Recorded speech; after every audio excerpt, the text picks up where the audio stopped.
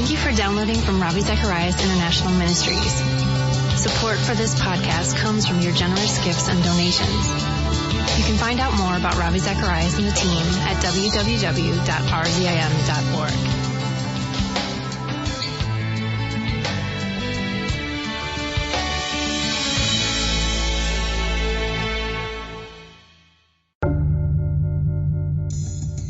It was only recently, just a few days ago, where an early morning call into our home came with a broken heart that the marriage is everything she knew it would be when marrying outside the will of God.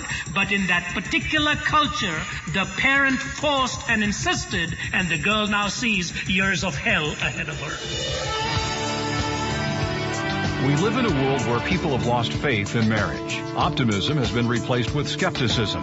What does it take to make a relationship stand the test of time? Join us for the answers as we look at the story of Isaac and Rebekah. Today on Just Thinking with author and apologist Ravi Zacharias.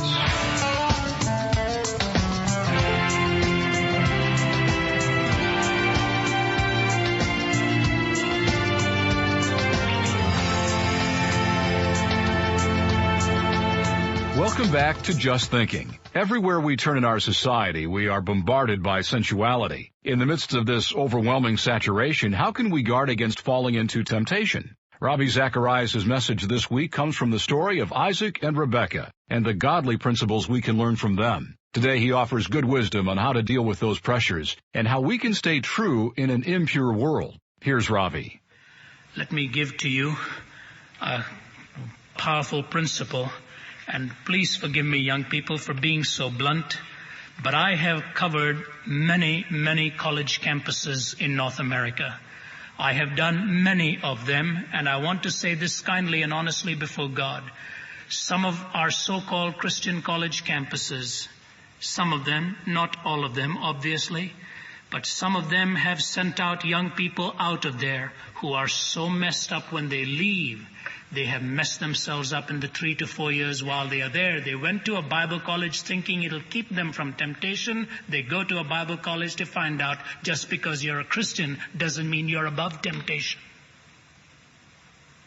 I spoke in one college for 5 nights. I took my wife Margie with me. I was speaking morning and evening. God's my witness in this. I was counseling nonstop through the whole day. I took her with me because I thought we'd have time. In 5 days, I just had one dinner with her. From morning till night, every young fellow or girl who came, with the exception of one young lad who was seeking the mind of God for missionary work, in 5 days, sandwiched from morning till night, even my lunch was being eaten while I was talking with kids. Every one of them, except for one, was morally ruined. So hear me carefully. Inside you may mock, but on the outside you'll find out what I'm saying to you is true. There are principles that are very precise here. Malcolm Muggeridge was in India. He was a callous man in terms of his morals. His pen knew no limits. Nothing was sacred for him. And while he was a professor in southern India, Malcolm Muggeridge, by the way, went into India as a religious man, came out of India as an atheist. He went into Russia as an atheist, came out of Russia as a religious man. He goes to India and he's a professor in a southern university. And he had been taught, he'd been raised to indulge the way he wanted to. He says this in his biography. And he says one day he was by the banks of a river, and only Muggeridge can describe this. Please pardon the crass illustration, but it's as powerful as you'll ever hear. He says, way out in the distance at sunrise, I saw the woman in the distance bathing. And finally I said, well, maybe this is my moment. I've waited long enough. And in the panting of his heart, he gives to me the character of sin. He writes how his heart beat harder and harder and harder because this was his moment of consummation in illegitimacy. He'd fought it for so long. And he swims and swims and swims, and his mind is feeding him with all the enticement of iniquity, not telling him of all the horrors of it. He's swimming as hard as he can, and he paints this appetite that is only getting more and more powerful by the moment. He'd kept his control of will for so long, till he comes closer and closer, emerges from the water within 2 feet away of this woman that he'd seen so much in the distance. And he says, in that one solitary moment, I just about gagged, and he says, as I just about threw up with an utter sense of sickness within me, for I was looking at a woman who was a leper.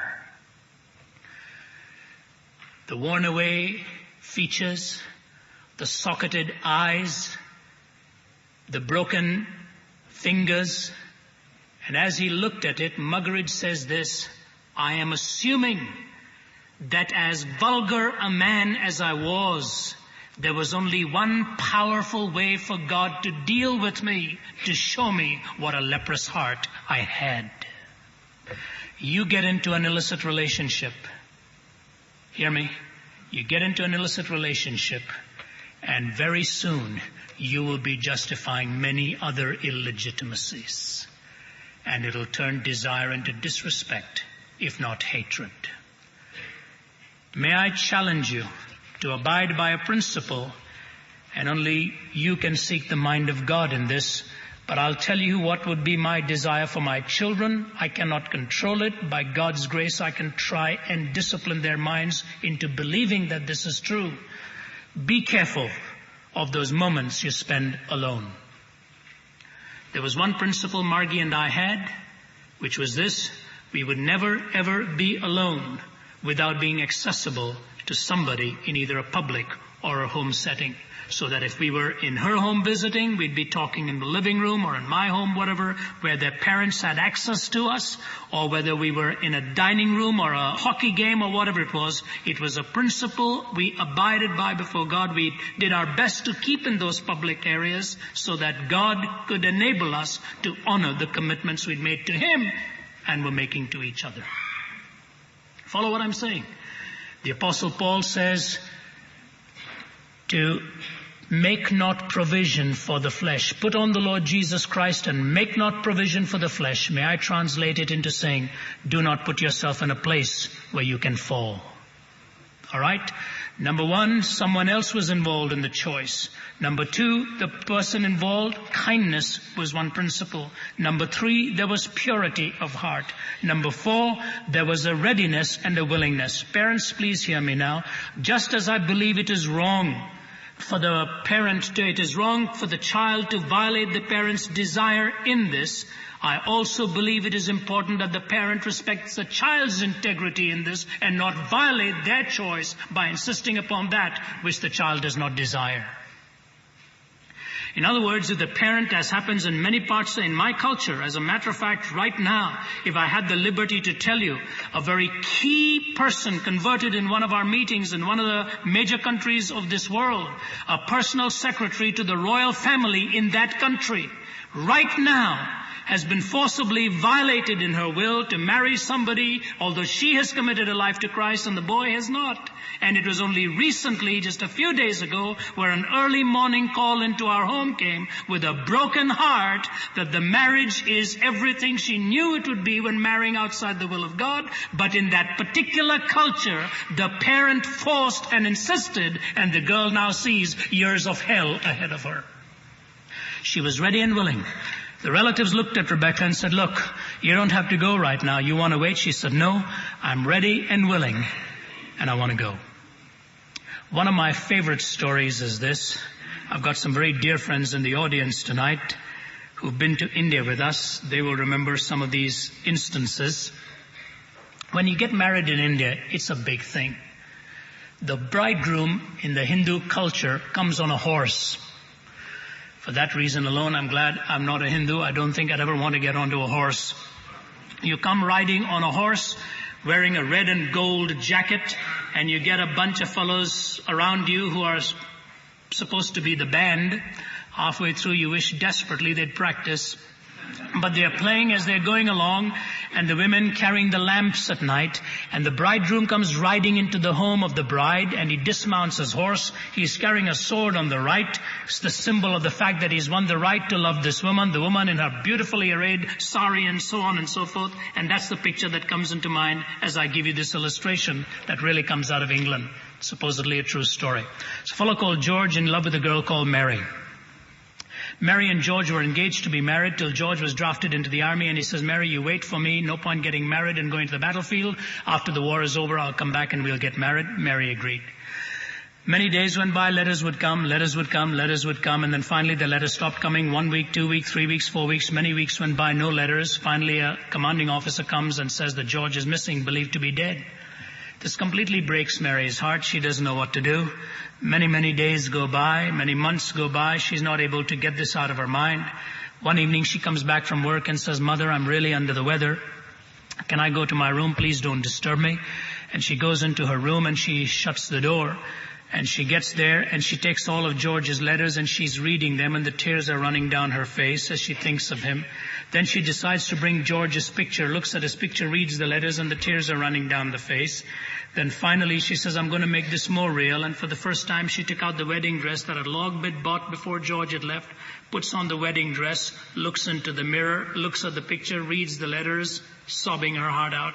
So involved in this ritual, she doesn't hear a knock on the door downstairs. And the mother goes and opens the door and just about falls off. She says, "George, what are you doing here?"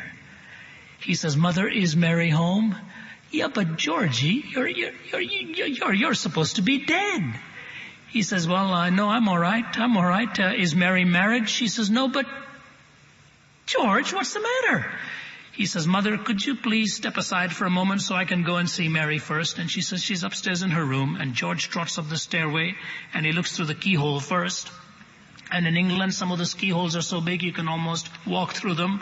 And he sees Mary in her bridal dress there, and he gently opens the door. Her back is to him, and he gently tiptoes towards her, taps her on the shoulder. She turns around in a state of shock and says, "Georgie," wraps her arms around him, and I can't continue the story, except to tell you that he loosens one arm, dips into a hip pocket, opens a dog-eared piece of paper, and it says, "Mary dear, of all the letters you wrote to me, this one is the most precious to me. It says this: Georgie dear, I love you. I love you. I love you. And when you come back, I'll be ready." He said, "Honey, I didn't know you'd be so ready."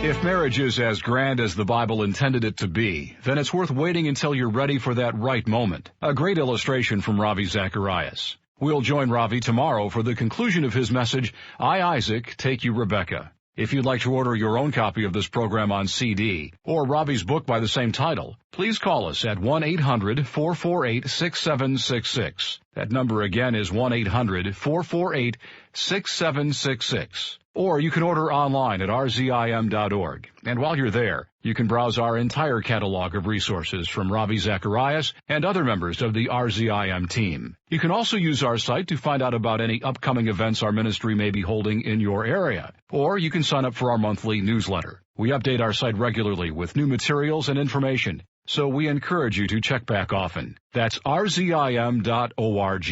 Just Thinking is a listener-supported radio ministry and is furnished by Ravi Zacharias International Ministries. To send any questions, comments, or donations by mail, write to RZIM, Post Office Box 921939, Norcross, Georgia, 30010. I'm Bob Dittmer. Be sure to tune in again tomorrow as we hear the conclusion of Ravi Zacharias' message, "I, Isaac, Take You, Rebekah." Until then, keep thinking.